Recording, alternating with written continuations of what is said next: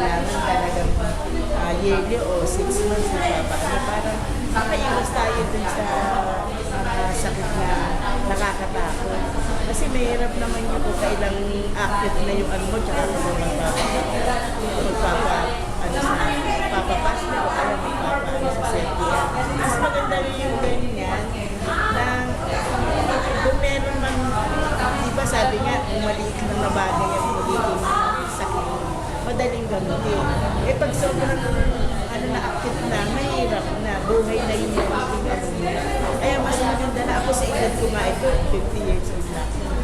Sabi nga nila, hindi nga pwede dahil 50 years old. Kaya nag-uusap nga na ako dahil anak ko is sa nito. Bakit pinayagan nila ako parang, kasi ano naman ako, ano ko naman sa sarili ko, dire-record pa naman ako, di ba naman nga, kaya ko. Maganda kasi nagpapaksinan na rin ako sa kapito. Dito po sa Friday, kasi din yung doktora namin dyan ako. Kaya lang nagpapaksinan ako ng 2009. Dapat yearly. Okay, kaso siyempre, nakakapagsasan ng pera dyan. Kasi pag wala kang pera, hindi ka pwede pumunta sa doktor na wala kang pera, kaya nag-pera.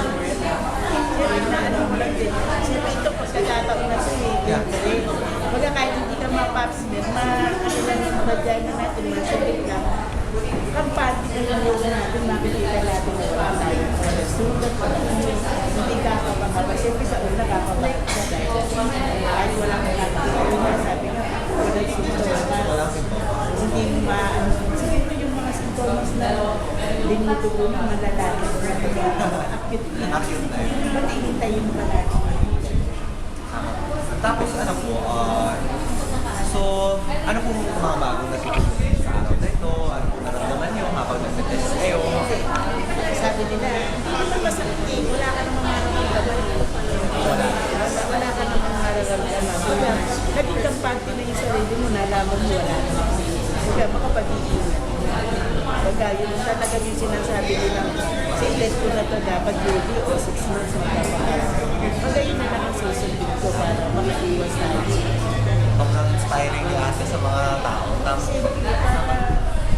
Mahirap na, wala na nga tayo pera, tapos magpapabayaan pa natin yung sarili mo. Ilan po ba ang anak mo? Dalawa. Malalaki niya anak ko, 26 saka 21. Kailangan tinatakbo yung sarili ko kasi siyempre kahit makakaya na lang mamuhay. Kaya alam ko yung gusto ko dito siya, stop siya dito sa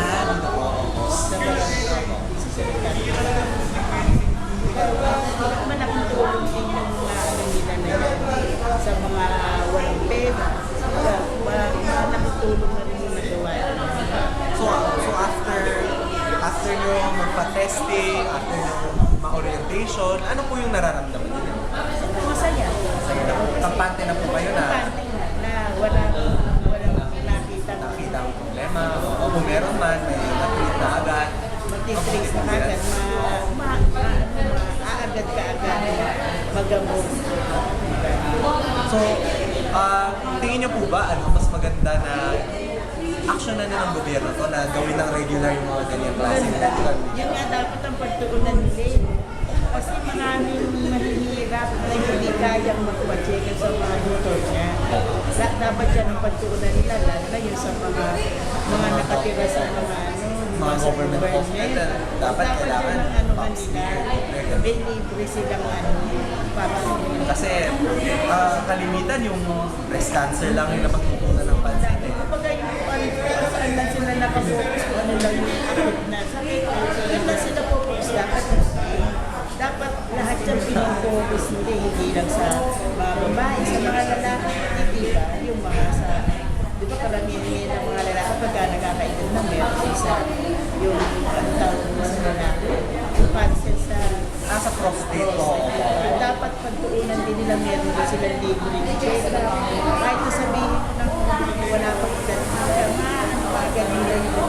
Pag-ingat na lahat ng bawat maaano. Si ate pwedeng mag-counselor. Tama po yung sinasabi. Napaka-experience. Siyempre, mahirap na. Mahirap na. Sana yun nga, yung maraming pera, hindi pa nga nakakaligtas sa ganito. Oo, Hindi na kaya nila. Kaya nilang gastusin, pero Wala kasing sintomas eh. So ano pong mapapayo ninyo sa kababaihan, sa gobyerno, kahit kanino? mapapayo ko lang sa mga kababayan, dapat na yung 6 months o every 6 months o 1 year, kailangan magpapacheck up. Kahit sabihin na natin mahirap tayo, dapat ingatan din natin yung mga sarili natin. Kasi mahirap na yung kahit na sabihin natin kakapit tayo sa Panginoon, iba rin yung sarili din natin yung tayo din nakikilos para maagapan yung sakit na ganyan. Sa gobyerno naman ang masasabi ko, dapat pagtuunan nila ng pansin ang mga mahihirap, na walang pera, na meron libreng ganito. Siguro naman, hindi naman kakulangan sa gobyerno yan. Baga, nakakaano nga sila ng puso. Hindi, sa kahirapan, dapat yun ang pagtuunan nila.